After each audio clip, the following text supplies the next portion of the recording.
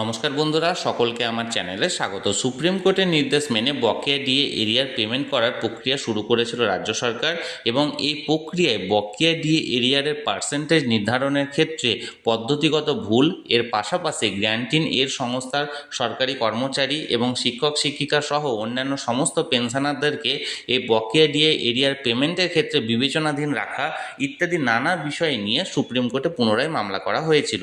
এই মামলাটি নিয়ে এই মুহূর্তে একটি অত্যন্ত বড় খবর সামনে এসছে। কি সেই খবরে কি কি বলা হয়েছে সকল কিছু আজকের ভিডিওতে বিস্তারিতভাবে আলোচনা করব।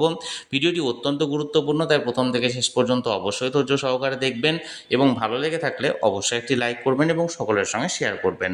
আর সেই সাথে চ্যানেলে প্রথমবার হলে অবশ্যই চ্যানেলটিকে সাবস্ক্রাইব করে নিতে ভুলবেন না। তাহলে চলুন আমরা বিস্তারিত জেনে নিই। এখন আমরা সরাসরি সুপ্রিম কোর্টের ওয়েবসাইটে আছে। এখানে দেখুন ডায়েরি নাম্বার দেওয়া হয়েছে 21108/2026, অর্থাৎ 2026 সালের রিসেন্ট এটা করা হয়েছে। The state of West Bengal versus confederation of state government employees. দেখুন ডায়েরি নাম্বারটার পাশাপাশি ফাইল হয়েছিল 8ই এপ্রিল, অর্থাৎ এই কয়েকদিন আগে, এবং এখানে একটা MA করা হয়েছিল। MAটা রেজিস্টার হয়েছিল 13ই এপ্রিল।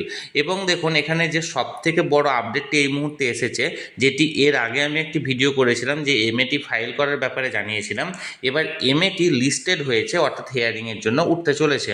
দেখুন এখানে দেখা আছে present or last listed on হচ্ছে 15ই এপ্রিল 2026। কোন কোন বিচারপতিদের এজলাসে দেখুন, honourable mister justice Sanjay Karol and honourable mister justice Prashant Kumar মিশ্রার এজলাসে, যার ক্লজ নাম্বার হচ্ছে 301 এবং এটি 11 নম্বর কোর্ট নাম্বারে উঠতে চলেছে, যার টাইম হচ্ছে দুপুর 1টার সময়। অর্থাৎ 301 ক্লজ নাম্বার বা সিরিয়াল নাম্বারে দুপুর 1টার সময় 11 নম্বর কোর্ট রুমে এইটি উঠতে চলেছে মাননীয় বিচারপতি সঞ্জয় কারোল মহাশয় এবং মাননীয় বিচারপতি প্রশান্ত কুমার মিশ্রার এজলাসে। অর্থাৎ যে মামলাটি করা হয়েছিল বা MAটি করা হয়েছিল, সেই MAটির মূল উদ্দেশ্য ছিল শিক্ষক শিক্ষিকা সহ সমস্ত গ্র্যান্টিন এর সংস্থা কর্মচারী এবং পেনশনারদের ডিএ প্রদান করার বিষয়টি বিবেচনাধীন রাখার যে অর্ডারটি জারি করা হয়েছিল সেই অর্ডার, এবং পাশাপাশি রাজ্য সরকারি কর্মচারী এবং পেনশনারদেরকে যে হারে 16 থেকে 19 পর্যন্ত বকেয়া ডিএ এরিয়ার মেটানো হয়েছে তার পদ্ধতিগত ভুল হয়েছে নির্ধারণের ক্ষেত্রে এবং অনেক কম পরিমাণ দেওয়া হয়েছে সহ ইত্যাদি নানা বিষয় নিয়ে এই MAটি ফাইল করা হয়েছে। তাহলে বন্ধুরা, আগামী 15ই এপ্রিল এই মামলাটি উঠতে চলেছে হিয়ারিংয়ের জন্য। এখন দেখার বিষয় এই মামলাটি 15 তারিখ হিয়ারিং হয় না। আমি সবসময় চোখ রেখেছি, যে কোনো আপডেট আসা মাত্রই তৎক্ষণাৎ সেটা আপনাদের সঙ্গে শেয়ার করে দেবো।